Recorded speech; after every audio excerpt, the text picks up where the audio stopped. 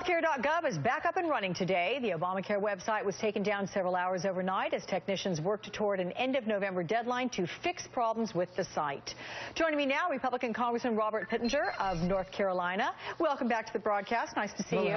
Good to be with you. So, sir, I know that you have been quite a vocal critic of Obamacare, and despite the recent website issues, there is a new poll out I want to share with you. It's by the nonprofit Kaiser Family Foundation, in which it shows nearly half of all Americans still want Obamacare to stay the same or be expanded. In fact, only 13% want it replaced with a Republican alternative. So is it time now for Republican opponents to work with the president to just fix the issues with Obamacare instead of calling for its repeal? Well, I think we've tried to work with the president on numerous occasions. We've offered many reforms. They've been very resistant to change anything with it as of today. I will say to you that with the estimates that have come from the Congressional Budget Office that the cost is unsustainable, with companies that are not hiring right now, they're not wanting to hire full-time people. This is a major concern out there among the public. So when you look at the real impact of Obamacare and the premiums that are going up 200 to 300%, and people's policies being canceled, 3.5 million policies already have been canceled. The Wall Street Journal says by the end of December there'll be around 10 million policies canceled. Those are real people with real needs and real families that are really struggling right now because they were not kept the promise that the president made. The president said if you want to keep your health care, you can keep it. And there will be ultimately 15 million or more people who can't keep their plan. What about when your North Carolina constituents call and they say, sir, problem signing up on the Obamacare website? Do you discourage them from signing up, or do you try to help them with the process? We stayed open during the shutdown so we could help them. We're there to help them. The problem is it's been an absolute disaster for the public to engage it. You know, they spent more on this website, the taxpayers did, than Steve Jobs spent on creating the iPhone. It's been a total collapse, and it needs to get running. You know, this entire model is really not a model that is going to work. People don't want or really need to pursue health care to sustain the requirements for funding it unless they have a health issue. And the only people right now that are pursuing the options in the website are people who have a sickness today. So that's why young people aren't pursuing it. That's why, as we look down the road, I think it's going to be very improbable that the funding component is going to be there. The insurance companies are certainly calling on that now.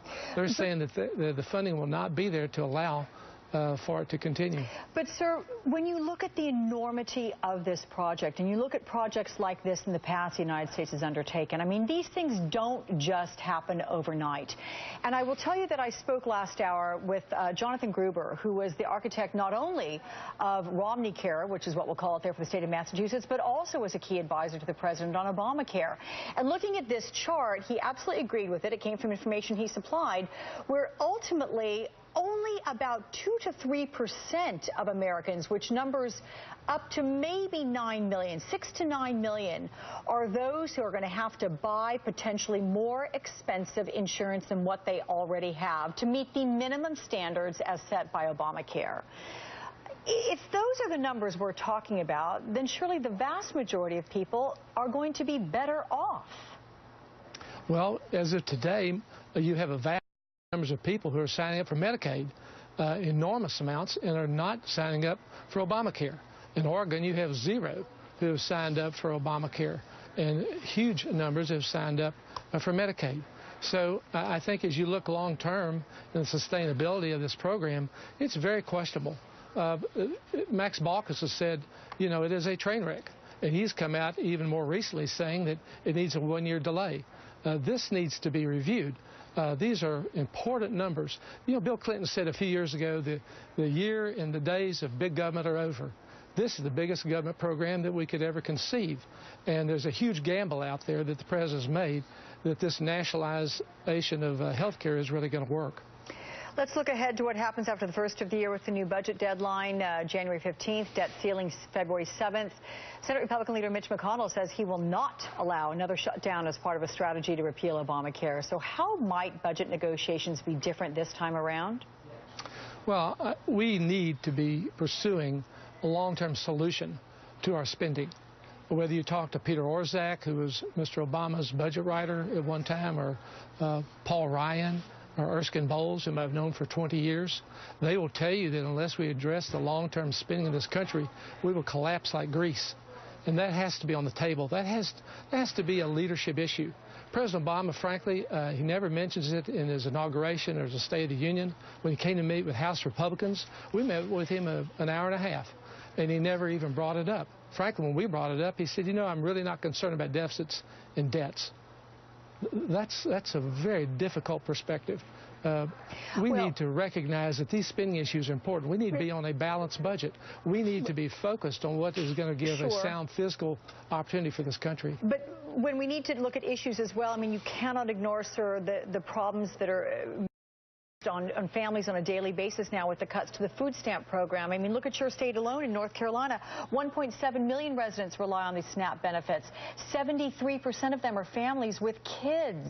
Economists estimate that every food stamp dollar turns around and brings in $1.70 in terms of impacting the local economy, which means a total economic loss to your state of about $280 million in the coming year. Money that's no longer going out to farmers or grocers or others. So what's your reaction to that kind of impact on your local economy? Alex, if it was that good, we would have a robust economy. As it is right now, our economic growth is about 1.8%. Our unemployment is about 7.5%. We have about 170,000 new jobs per month. That is very slow growth. You know, back in the 80s when Reagan cut the tax obligation, cut the regulation, we didn't have this enormous, huge burden as much of government programs. We were creating 300,000 or 400,000 and 500,000 jobs a month. That's real growth. That's a real opportunity for people's lives. Right now we have 47 million people on food stamps in this country. We are trying to at least go back to what Bill Clinton and Newt Gingrich did in having a work program. If you're able-bodied and you don't have children to have to take care of, you should be able to provide some form of work.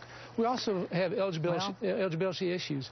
People are able to go and subscribe to food stamps without hardly any requirements on eligibility. Yeah, but with that's not right. Well, perhaps, sir, but you know, with regard to the work requirement, I mean, you got to be able to find a job, and as you well know, it's pretty hard in many, many parts of this country. But nonetheless, the opportunity needs to be there. I do appreciate your time, as always, with this Republican Congressman Robert Pittenger of North Carolina. Thank you.